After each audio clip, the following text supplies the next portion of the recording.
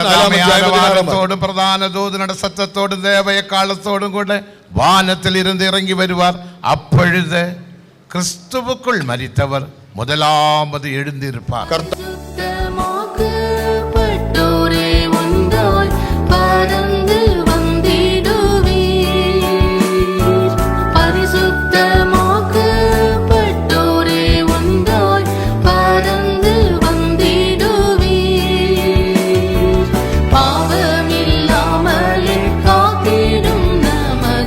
பரநேசு வந்திடுவார்.